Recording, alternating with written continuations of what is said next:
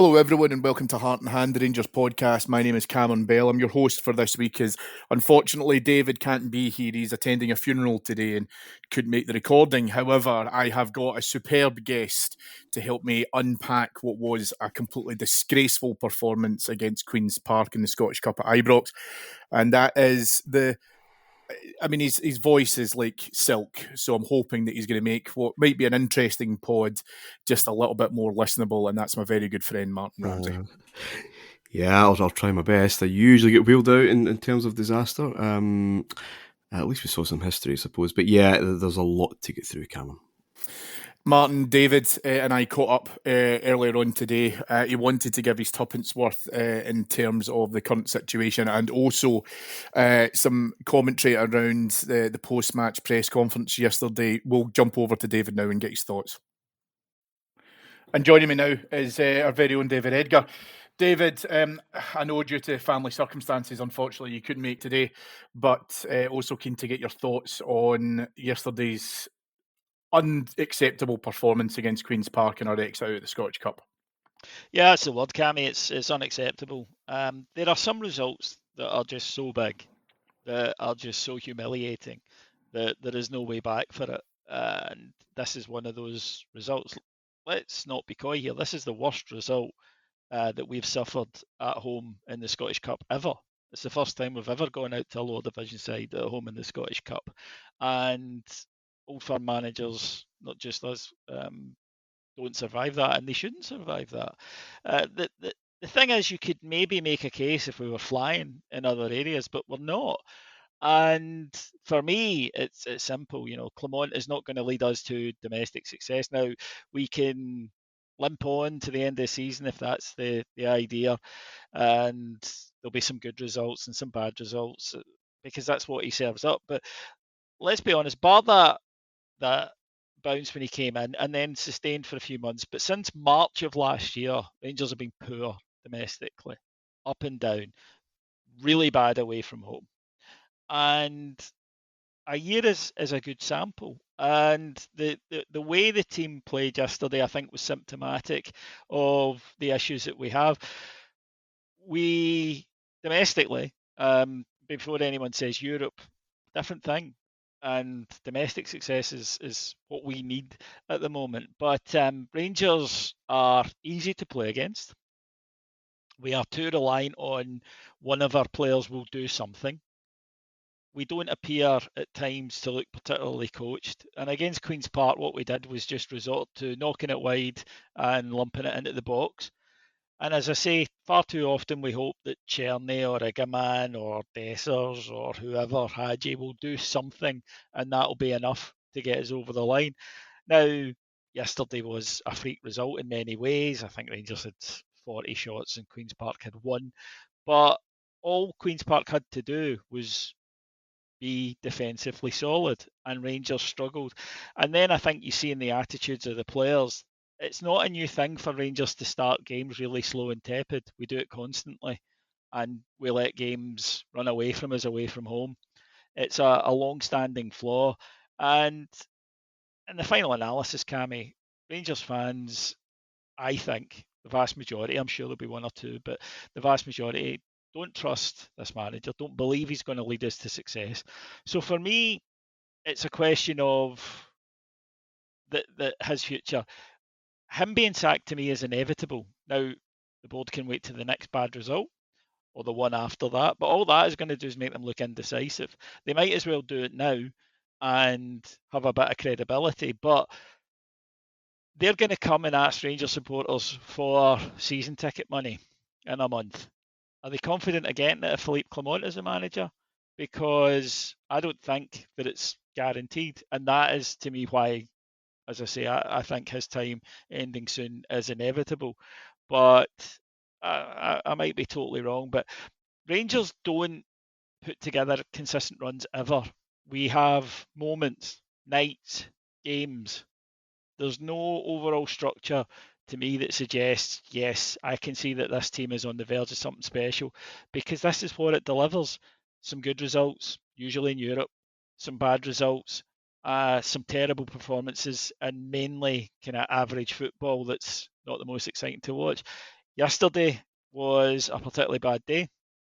All our chickens came home to roost at one point, but if we keep doing the same things, we'll keep getting the same things, and that's why I feel a change needs to be made, because I just think there's no trust left in the manager. David, as part of Heart and Hand's press conference, you were in the media room with the manager after the game yesterday. Yeah. I'm keen to get your thoughts on I suppose really the kind of the mood, from the manager. Does he understand how severe this is? I didn't get that impression, and that actually caused me to say to him, because I'll just explain what happened. But first of all, he was asked by Andy Devlin of The Sun, Old Firm managers don't tend to survive results like this. Do you expect to have talks with the board in the next 24 hours? And he said, no, he didn't. And Stevie from Four Lads Had a Dream said to him, will you consider your position? He said, no, not at all. And he said, do you understand that a lot of the fans no longer are behind you? And he said, and this was what kind of caused me, he said, well, they were behind me 3 hours ago. Now, first of all, I don't think that they were utterly convinced, but to me, that indicates that you don't get this. This result is so bad that you can't say, well, they were behind me 3 hours ago. Yeah, but then you lost to Queen's Park. Things have changed. Things have altered. There are some results that are so catastrophically huge that there's no way to go back to what it had been before it. So I said to him, do you understand the magnitude of this? This is a humiliation. This is the worst Scottish Cup result in our history that you have just presided over. The fans have lost belief and trust that you're the man to turn that around. How do you think you're going to be able to get that back? And he said, and normally in press conferences, by the way, Cammy, as you know, I try to avoid making statements, but I think I slightly did there, although having watched it back, it wasn't a rant, thankfully. But he said we'll get it back with good results, but good results is just a phrase, isn't it? Yeah, but how are you going to get these good results? Because you haven't shown that you've been able to do this consistently. And yeah, to me, where we sit today is the players have let us down badly, and I don't think they should escape the criticism. They were pathetic, and they do this so often. Pass the buck. They start so slowly. They can't seem to self motivate for a lot of games. The manager doesn't seem to be able to get that out of them either. There's no real enthusiasm in the way that we play. And the situation I think we find ourselves in today is that we, in my opinion, have a dead man walking. Because imagine if we lose at the weekend to Hearts, for example, or we've got Kilmarnock in a couple of weeks. All this will start up again. The problem is there comes a point, Cammy, where a manager is too far gone in the eyes of a support. And it means you can win the next 5 or 6 games and people go, oh, he's turning it around. Then you lose one and they all go, see, he's a dud. And that can happen after a period of time. And that's where I think we are with Clement, which is, again, why I think it's inevitable that he will go. But yeah, I must admit, he kept going on about, well, we had 40 shots. It's a disappointing result, obviously. We have to do better. And to me, it came across just like this is how he views it. It's a disappointing result, but it's a one-off. It can happen. I don't think the magnitude of it had really set in yet. And judging by the response to the press conference, I don't think I was the only one. David, just before I let you go, keen to get your thoughts on if something does happen with the manager. Are you in the space of let's bring in a caretaker and then we'll recruit properly in the summer? Or do we have to bring in someone now, thinking obviously of the European campaign, which is our only hope at anything at the moment, but that's going to be the longest of long shots, I think. Where are you at the moment? Yeah, you bring in a temp, season's done. We're not going to win the Europa League, let's be honest. And therefore, bringing in a manager to specifically do that, I think would be very difficult and quite an unfair a thing to ask someone to do. So no, I'd bring in a caretaker to oversee the next few months, and then absolutely I would have a manager in place ready to go start of June. Be able to oversee the transfer window, get his own players in, get his own pre-season in, for two reasons. One, I think managers prefer that. They don't get tainted by disappointments the previous way. Two, we've tried bringing in managers mid-season, and as I mentioned, they get tainted by how the season ends going into the next one. So you start the season off with no real expectation or hope. So I think we saw the effect that having a down mood can have on the start of a season. This season, Hampden and everything, meant that it was a really, really dire mood around the club at the time. And lastly, the reason that I think you do that is you remove any excuses, Cammy, from a manager, because the last two managers that have come in are both, oh well, I've got all these injuries. That's because it was a dud pre-season and whatnot, and not got my own players. I've not had a transfer window, so straight away that's all gone because it's, well, you've got the pre-season to work on the players to get them playing the way you want, and you have a window to be able to at least try and shape the team in the direction you want. So, yep, for me, all of those things. And I think, yeah, you bring in somebody to oversee, because it's not like the person can win something now, and have us going, maybe he's the right guy. So it's just come in, oversee the results, and the club should be actively looking for a new manager. If you get it teed up early, that's great. You can announce it and let them come in and start in the summer. Yeah, it will be interesting to see what happens over the next few days and weeks as well. David, thank you. I know that, as I say, you've got some family obligations to attend to, but I really appreciate your time coming on to talk to us. Yeah, it's a pleasure. Unfortunately, I had a funeral, and I had mentioned it last week that I wouldn't be here, but I didn't want anyone to think that I just had went, oh, screw it. The players might have done that, but I didn't. Absolutely, absolutely. So thanks very much, David. Appreciate your time. So, Martyn, you were with David in the press conference yesterday. Keen to get your take on how the manager presented himself, his understanding on the current state of play, and really just how seismic yesterday was. Yeah, well, we'll get into how seismic yesterday was later on. The presser I thought was interesting. So the first half of it, he was dealing with it as if it was just a cup upset. And a lot of the things he was saying, look, these things happen, 9 times out of 10, the result doesn't go that way. Keeper of the game of his life. I mean, I would suggest maybe the 10 minutes of his life. All that kind of thing. Look, it's an anomaly. Things have been getting better. Europe, blah, blah, blah. And in and of itself, there's obviously a small degree of truth there.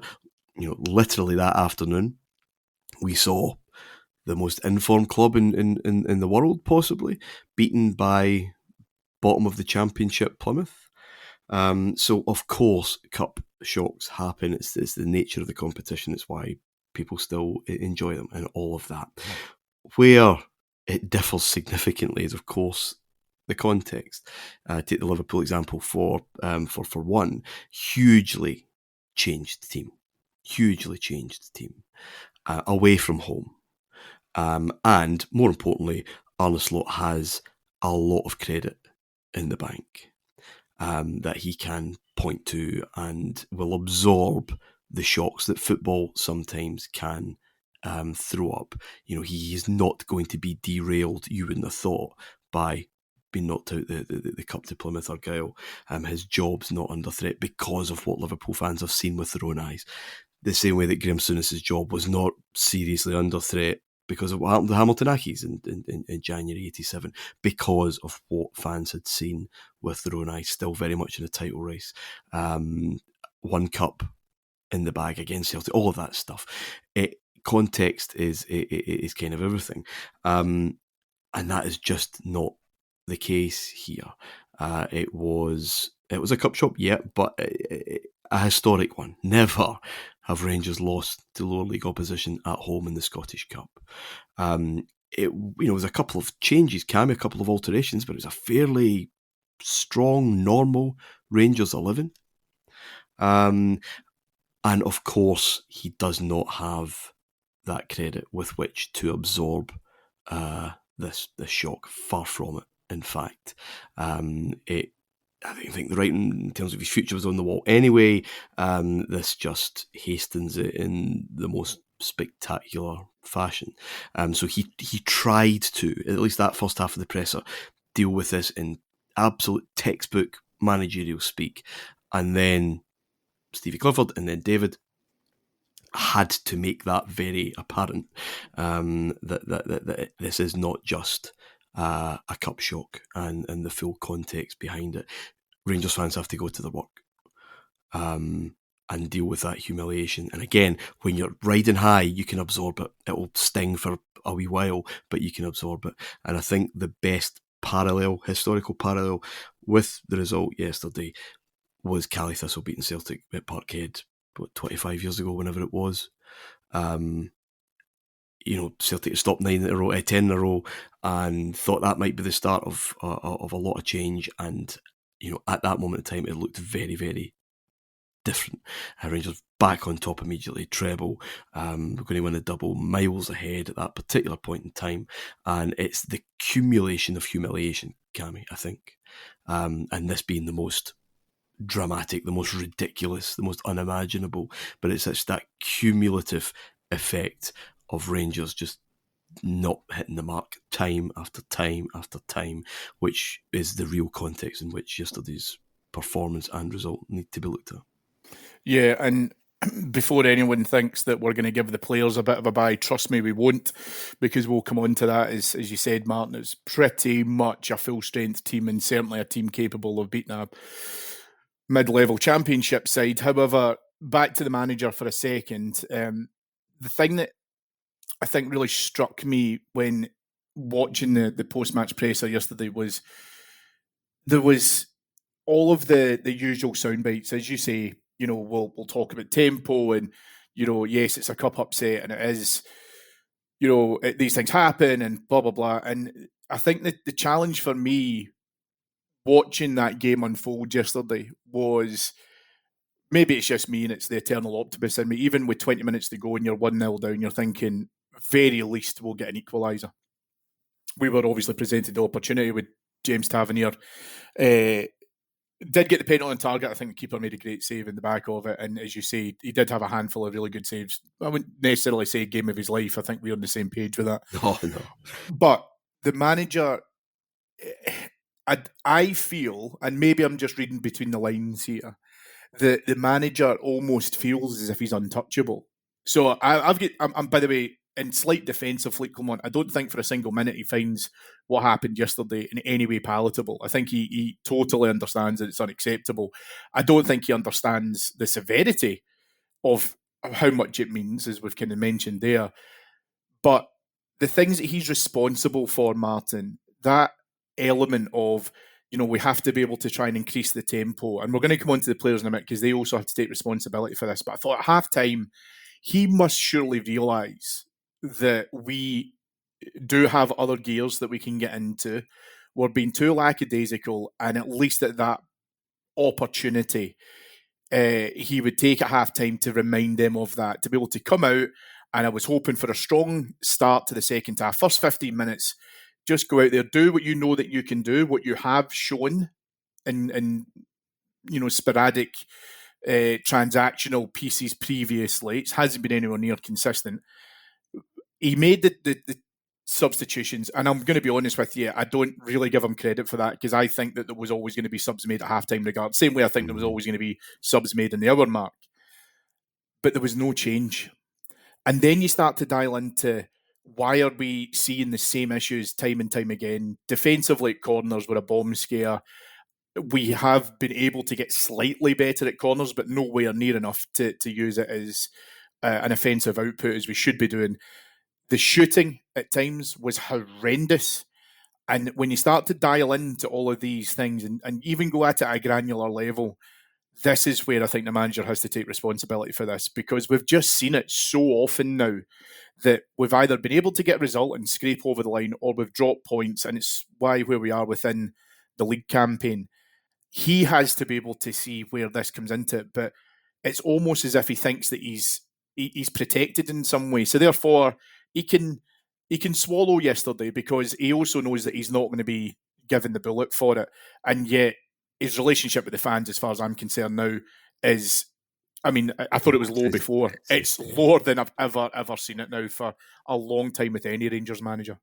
Yeah, I mean, his answer to Davy's question, you must effectively saying you must know it's pretty much impossible to come back from this. How do you do it? You just win games. I mean, it's the most trite football manager thing ever. I mean, it's the miraculous now. It's winning the Europa League, and even then, it would be an incredible high, and we shake hands still and say goodbye because clearly there's a problem domestically in terms of how he sets up and how he approaches and tactically, psychologically, whatever. I've heard this a few times. I remember a few times this thing about, well, you didn't like the tempo first half, so made changes. Well, whose responsibility is that? Now, it is joint, but obviously, it comes from the very top. But players out there have to take responsibility when the game starts and all that. He seemed to suggest that he made those changes and it almost went the other way, and Rangers were too keen and too manic in the second half. I don't know if that was the same game I was watching. I'll be honest. Yesterday was, I think, in the post in retrospect, because we have so many of these games where our players just do not care, and just presume that someone will turn up, someone will score, someone will do something because we've got better players, and just by definition, a moment will happen and that will get us out. I can't be arsed with this. It is freezing. We're playing a team that's called the Spiders. I mean, what is this?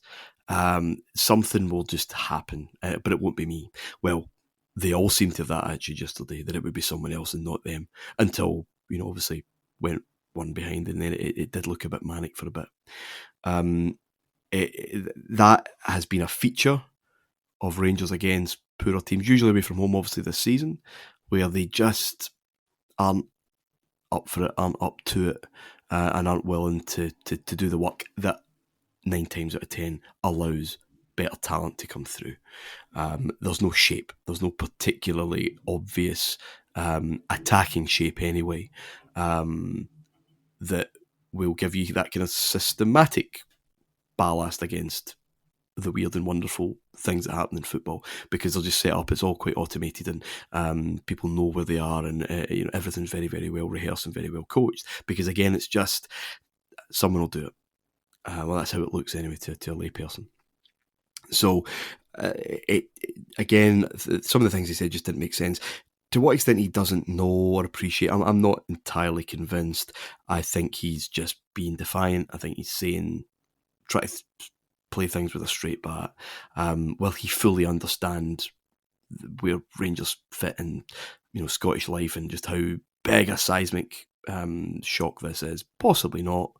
But I think he's quite a stubborn guy, and he'll just be very defiant up until the very end in terms of how he speaks and what he says. But yeah, I think we've seen performances kind of like that, to be honest, that we're just kind of waiting on individual moments rather than any kind of rehearsed team structure being the difference. I wish we had, as you mentioned, corner kicks, Cammy. I wish we had that team structure there, because it's not the first time that someone has been just kicking about the back post with acres of space waiting to do something. The issue, when I look at the substitutions, the 2 players who went off at half-time, Martyn. So Bailey Rice gets a start for Rangers. We've been championing the bit for him to be able to get involved. The silver lining on the cloud of having to accept finishing second is that we should now be able to give some of those youth prospects who have been training with the first team an opportunity to be able to come in and shine. I didn't get much from Bailey Rice yesterday. Now, I'm not going to single him out because I want to talk about the other person who went off in just a minute. But myself, David, you, a lot of our podders on our Patreon site and throughout the course of this season, even in our free-to-air shows, have used the word opportunity. yesterday was an opportunity for me to see Bailey Rice being able to show us what he can do. It's a great chance for him to come in and, to a certain extent, if he felt the tempo wasn't there, then look to see what he could do within that midfield position of being able to try and drive up. That's a lot to ask for the young man. So again, I'm absolutely not writing him off. I'm not doing any of that. But there is a part to this where I would like to have seen more from him when he was given that opportunity. However, the other player, Nadim Bajrami, has not started life at Rangers well. And again, same thing where you're looking to be able to say to him, you are an Albanian international. This should be absolutely bread and butter for you. Your performances have been subpar. There's a lack of industry, I think, from what you can see from Bajrami. We're having to move players now to be able to accommodate him being able to come in. Again, that was structured for him yesterday. And same thing again, just very, very poor. We are going to talk about other players in just a moment. But for me, this was where that lack of tempo really kind of shone out for me, because I don't want to have to see Nico Raskan having to come into the team to give it an uplift to be able to try and move it. But Raskan was falling into that exact trap that you've just said of, well, it's okay if I don't do the additional effort, because I know that somebody will be able to get us a goal, or they'll sneak something here, or they'll cause an error, and eventually we'll kind of get into it. And it still never came, even after going 1-0 down. I'll be honest with you, I genuinely didn't see much of a change from 0-0 to 0-1 in terms of the emphasis, the urge being created. Rangers had more gears to be able to go through, but we absolutely stalled in terms of executing them. And I think it's systemic throughout the whole team. It's just a lackadaisical approach. Unless I fancy this game, unless I'm in a certain, platform or stage that I can show off at, I'll just deal with the business as usual stuff. It should be all right because I know that somebody will step in. That isn't good enough. And that is a concurrent theme throughout almost every single player, I think, that featured yesterday. Yeah, I can't really disagree with much of that. It's been a long-standing, long-running theme. Why are we so competent, overachieving in Europe, and the complete opposite at home? Well, the setup's very different. The setup suits one, doesn't suit the other. I think it's very obvious that the personnel believe in the setup in one and not the other, and therefore are far more confident and therefore far more eager. And obviously there's more of a shot window perhaps on the kind of bigger stage. So that's of no huge surprise. And yeah, absolutely, everyone, let's go through the motions and see if we can get away with it. Davey and I were obviously on press yesterday, and our pre-match chat when the teams came out did centre around a couple of the things you mentioned. I was really keen to see how Rice could dictate tempo instead of coming into a game late on and kind of matching what had already been set. And I was really, really interested to see what could happen there. He was fairly anonymous, we have to say that. And now part of that is because centre backs, goalkeeper, don't particularly look for that player. Maybe don't look for Raskin as often as they maybe should.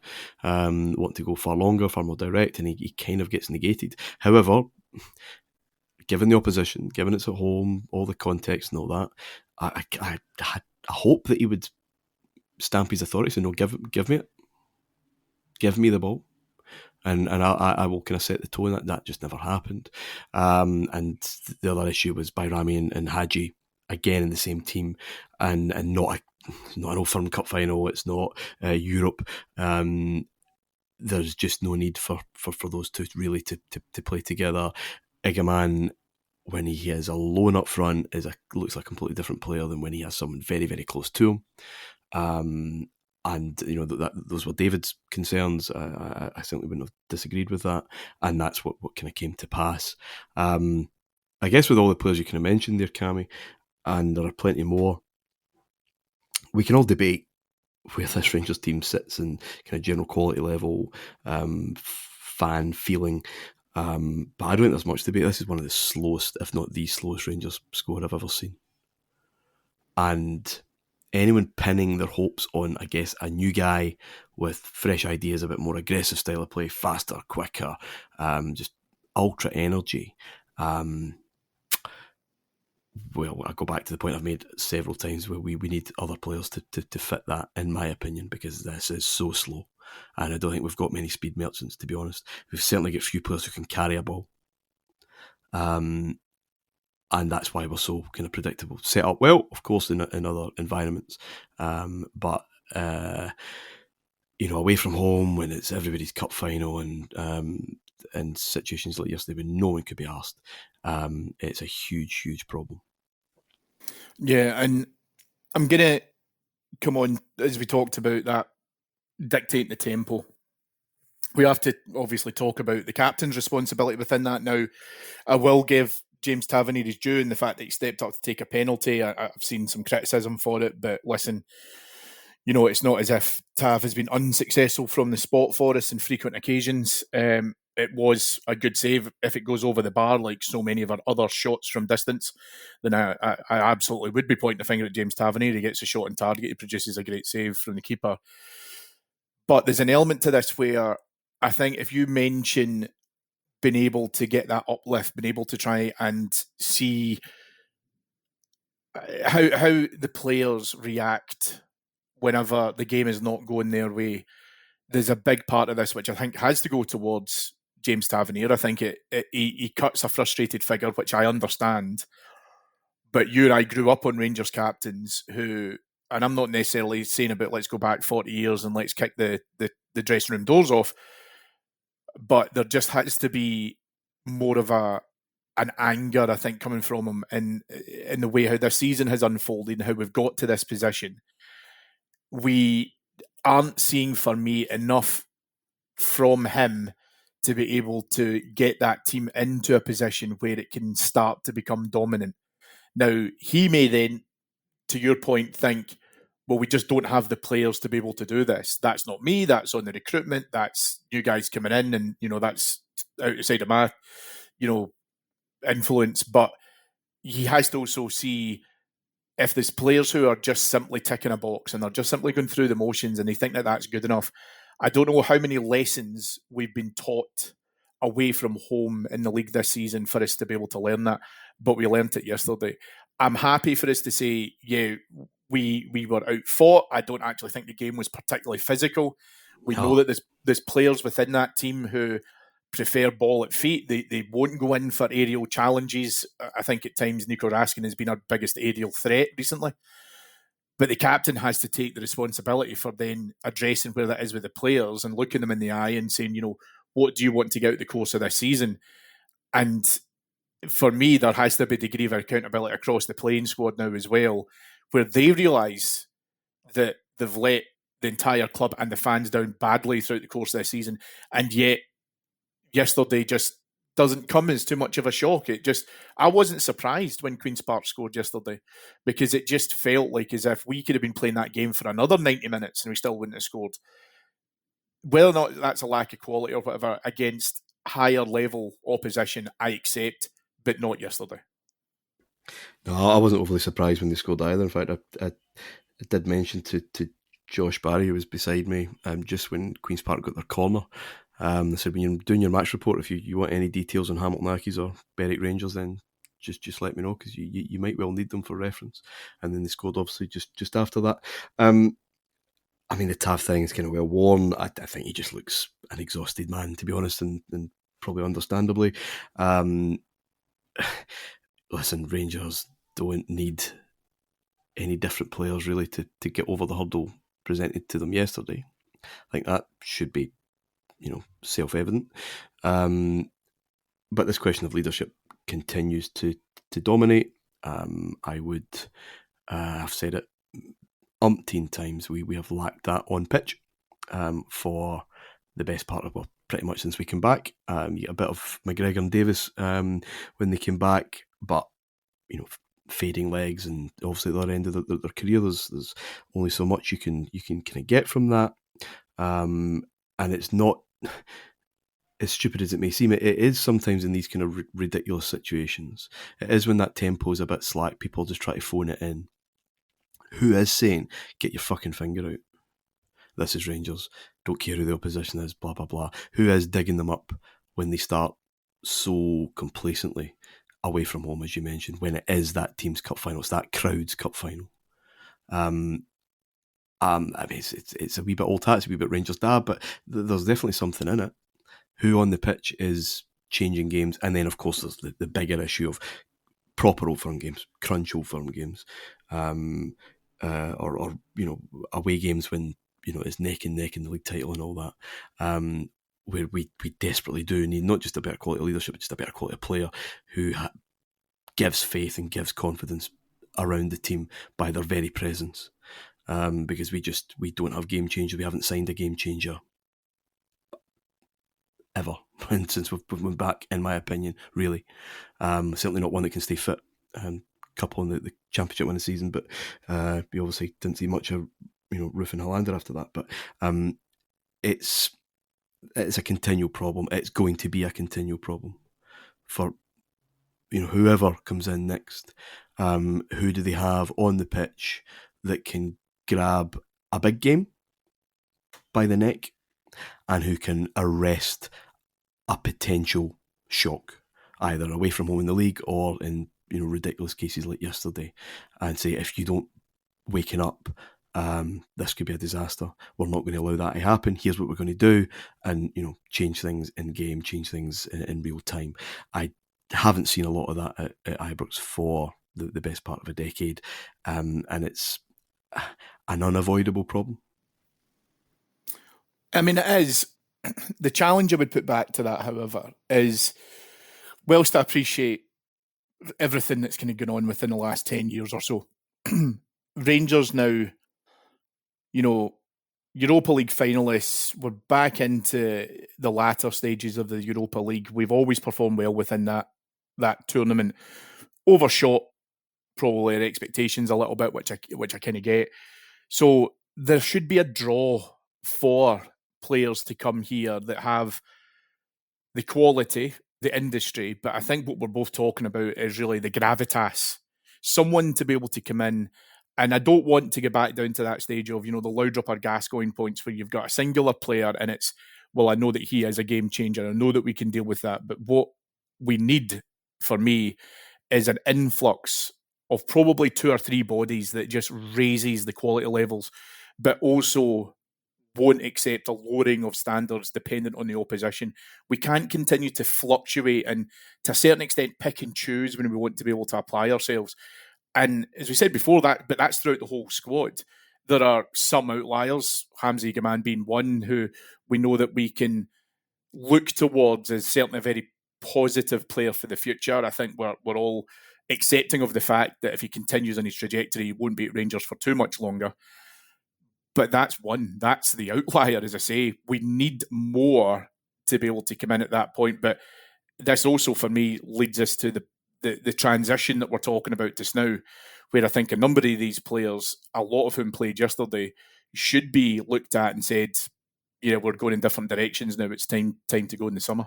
Perhaps it's easier said than done. But how many fucking summers do we have this conversation about who needs to go? It's not as simple as that. You need a buyer. And we're still stuck with this kind of mess. I mean, I kind of get your point. Obviously, if you wish to further your reputation where eyes are upon you, then I think Rangers do present a bit of an attractive proposition, because they'll be in latter stages of Europa League. They'll have eye-catching results, and that's obviously great for players' reputations and all that. But it's the mucky bit, Cammy. It's the grind that I think some players would go, I don't need that in my life. I don't need that pressure, and that's exactly what it is.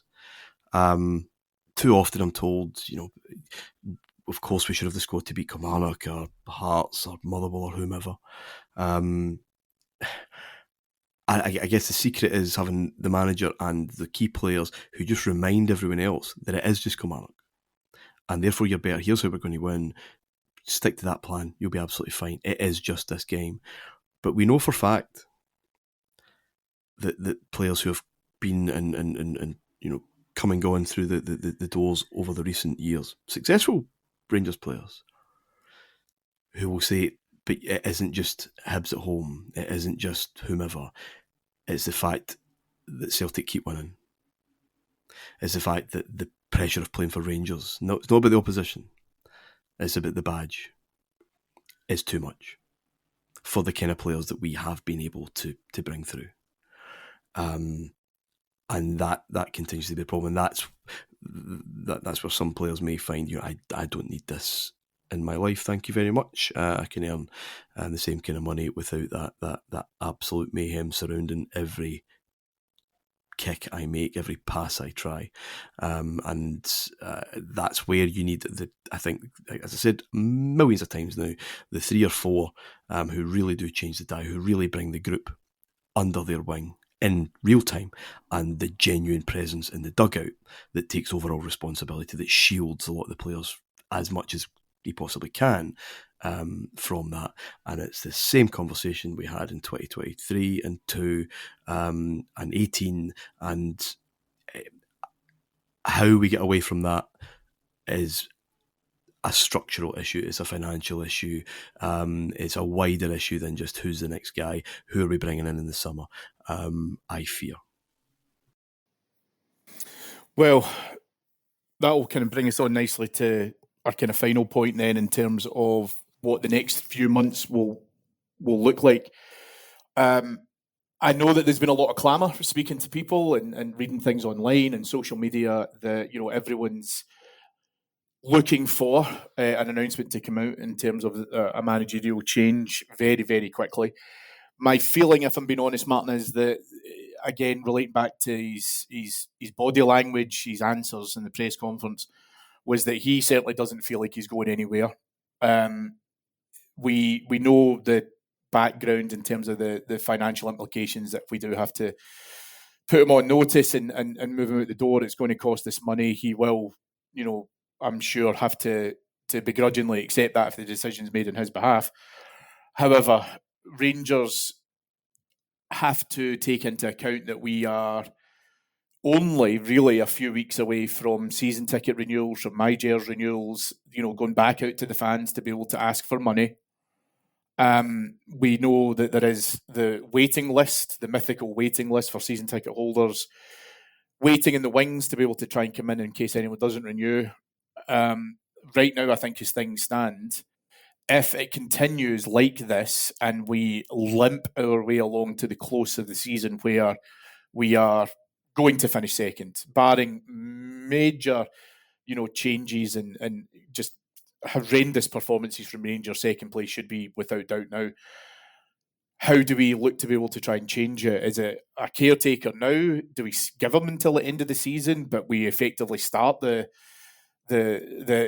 departure process by saying, look, you will be leaving at the end of the season. We are now going to go out to try and find someone else, spend that time between now and June, really, to find a replacement, but take the due diligence, which we haven't done in, the last few managers, to be able to bring in that replacement to make the changes that we're all hoping will be made. Yeah, I mean, it's not as easy as we would all like it. I'm fairly sure of that. The dead man walking thing. Okay, so there's option A. Thanks, Philippe, you're away in the summer, but you'll remain here until then. That might stave off the renewal thing, which we'll talk about in a minute. But it's just a depressing, even more depressing feel for the remainder of the season, 3 months or so. That's not entirely great. Saying nothing, so you get this ghost kind of hanging about because everyone kind of knows, kind of hopes certainly that there's going to be change, but not committing to that. Again, still the same kind of downcast feel, and I think renewals might suffer if Rangers do not have a clear plan, a clear man in the summer. Then I think renewals will be a big test of people's mumps and moans. By the way, so they're going to not put their money where their mouth is, as it were. And again, the mythical waiting list. We'll see just how realistic that is, because it's a huge thing for someone to say, you know what, I'm not happy with the way the club's going, how good they are at hiring managers, etc., etc. It's 800, 900 quid a season for me. I've had this ticket for how many years? I'd hoped I would have it for when my children are ready to go to the games. Blah blah blah. I'm not doing it. That's a huge range for someone who's been sitting on the outside, not used to spending that kind of money. That kind of commitment isn't there. How willing would they be to say, "Oh, I'll join there. I'll have a bit of that." Not entirely sure. So unless Rangers have got a genuine, attractive proposal for 25-26 to put to the fans, I think that's going to be a huge test. My ideal is a defined and very clearly defined caretaker to just give us something different, I suppose, for the remainder.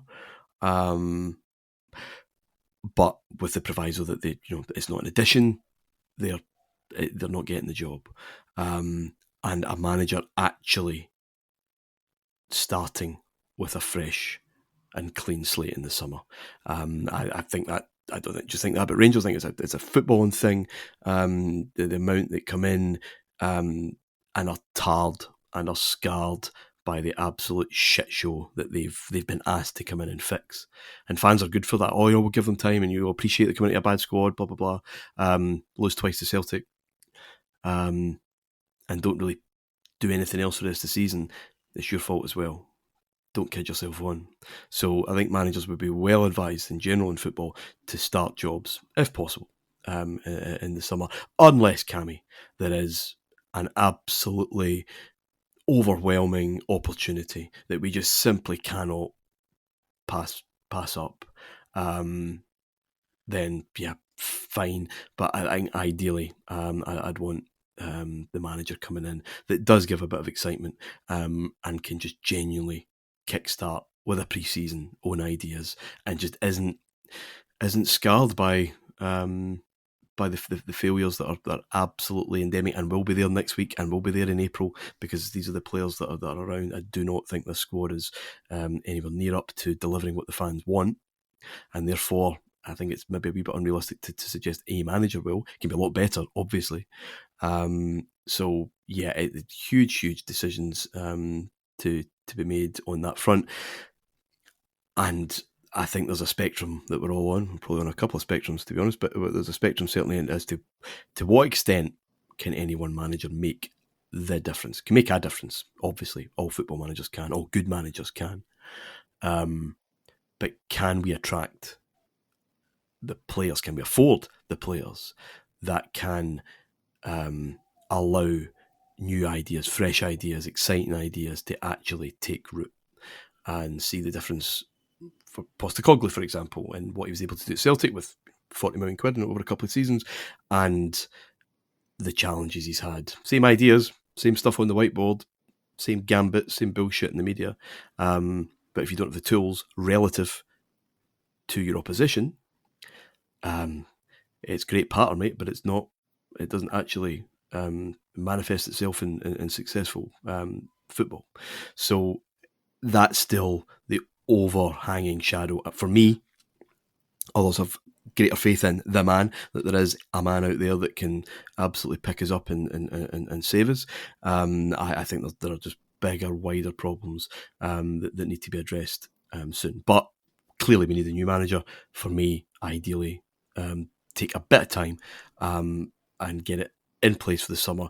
But able, in April? When was the last renewals out last season? I'm sure it was April time. 11th of April. Yeah, so something in place to be able to say, as of 1st of June, this is what's happening. Again, that's an ideal, Cammy. I don't know what's doable.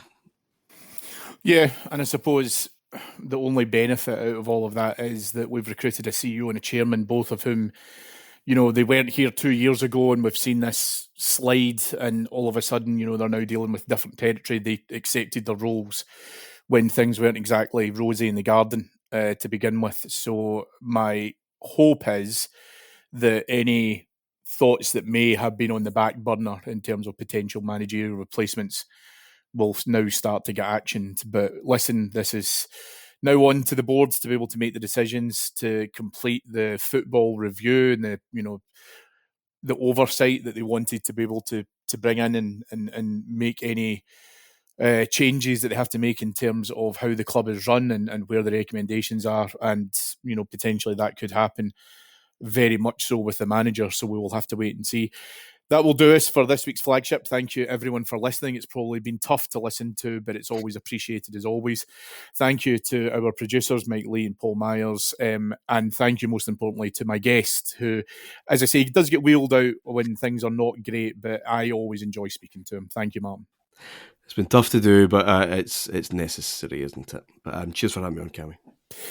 I'll be back with Flagship on Thursday, folks, as we look forward to the weekend's game. But until then, you can jump on over to our Patreon site, which is patreon.com/Heart and Hand, for loads of Rangers content. Any updates that you wish to be able to hear will be announced on there as soon as we have them. And there is a whole host of content on there as well for you to be able to enjoy, including Martyn's very own excellent main event show. Martyn, the show's been going great guns. And listen, it's a staple for me every week. Oh, yeah, thank you. Yeah, it's nice to talk about other stuff outside of Rangers in history. History of the Champions League. Me, David and Adam. It's mainly Adam, really, that's the driver behind it. And I think we're just completing 2008-09 tomorrow.